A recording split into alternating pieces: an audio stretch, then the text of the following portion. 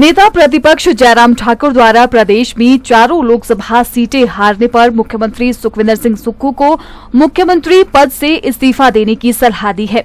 वहीं इस पर मुख्यमंत्री के मीडिया सलाहकार नरेश चौहान ने पलटवार किया और जयराम ठाकुर पर षड्यंत्र करके मुख्यमंत्री बनने के सपने देखने के आरोप लगाए। नरेश चौहान ने कहा कि हिमाचल प्रदेश में कांग्रेस लोकसभा चुनाव भले ही हारी हो, लेकिन प्रदेश में उपचुनाव में से 4 सीटें कांग्रेस ने जीती है। अब सरकार पूरी तरह से स्थिर है। कांग्रेस के पास 38 विधायक है। हालांकि भाजपा ने सरकार गिराने की पूरी कोशिश की, लेकिन प्रदेश की जनता ने उन्हें जवाब दे दिया। उन्होंने कहा कि अब सरकार 5 साल तक चलेगी और जो वादे जनता के साथ सरकार ने किए हैं उन्हें भी पूरा करेगी। नरेश चौहान ने कहा कि जयराम ठाकुर षड्यंत्र कर मुख्यमंत्री बनने का सपना देख रहे हैं, लेकिन अब उन्हें 2027 का इंतजार करना पड़ेगा। जयराम जी को षड्यंत्र करके मुख्यमंत्री बनना है, आप बोलते नैतिकता करके चुनाव में वापसी करनी है, वो पॉसिबल नहीं है। आपको मुख्यमंत्री बनने के लिए पूरा इंतज़ार करना पड़ेगा 2027 का।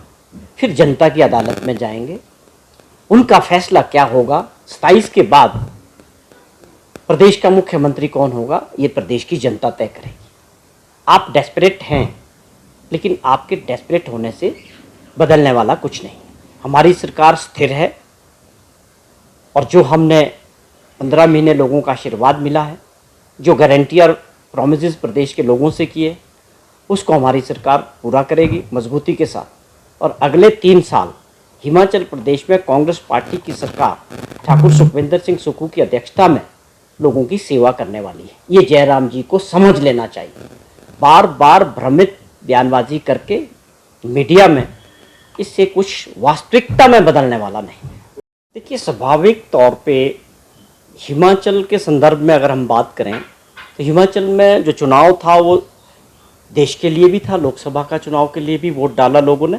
और हमारे लिए एक और महत्वपूर्ण चुनाव था, जो बाई इलेक्शंस थे 6 असेंबलीज के, वो हमारे हिसाब से वो भी बहुत महत्वपूर्ण चुनाव था। कि ठीक है कि लोकसभा में एक्सपेक्टेशंस जो थी हमारी, उसके हिसाब से रिजल्ट नहीं आए।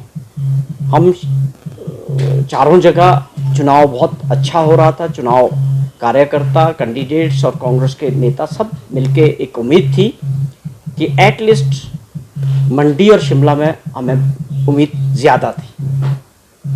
वो क्यों नहीं हो पाया, उसके पीछे क्या कारण रहे, इसको लेके पार्टी जो है समीक्षा करेगी, इसकी जानकारी लेगी, फीडबैक लेंगे हर जगह से, कार्यकर्ताओं से, कांग्रेस पार्टी की ब्लॉक कांग्रेस कमेटी से, जो चुनाव लड़े प्रत्याशी उनसे, जो ऑब्जर्वर लगे थे उनसे, सबसे बातचीत करके इस बात का पार्टी प्लेटफॉर्म पे ज़रूर इस पर चर्चा होगी। जहाँ तक मैंने जिक्र किया कि बाई इलेक्शंस हमारे लिए बहुत ज़रूरी थे।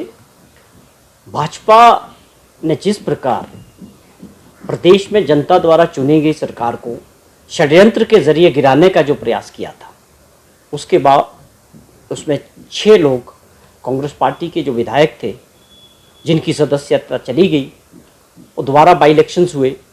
उसमें हिमाचल प्रदेश के लोगों ने 4 जगह कांग्रेस पार्टी को समर्थन किया और 4 कैंडिडेट कांग्रेस के जीते।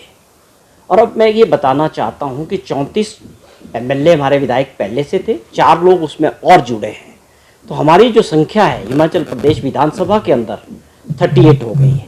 और जो स्ट्रेंथ है इस वक्त हाउस की वो 65 है, क्योंकि 3 लोगों ने जो निर्दलीय थे उन्होंने अपना रेजिग्नेशन दिया और माननीय स्पीकर साहब ने उनका रेजिग्नेशन 2 दिन पहले स्वीकार किया। तो जो हाउस की जो स्ट्रेंथ है इस वक्त 65 की है। और आप ये माने कि 65 के अंदर कांग्रेस पार्टी की जो संख्या है वो 38 है। तो मैं ये जानना चाहता हूँ विपक्ष के नेता जी से, जो जयराम ठाकुर जी बार बार इस बात का जिक्र करते हैं कि सरकार स्थिर नहीं है। लोकतंत्र में सरकार बनाने का काम और गिराने का काम जनता के हाथ में होता है।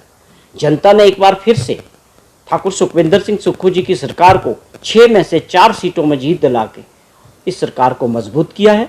और जनता की मंशा है कि ये सरकार 5 साल लोगों की सेवा करे, मजबूती से मुख्यमंत्री जी इसको लीड करे।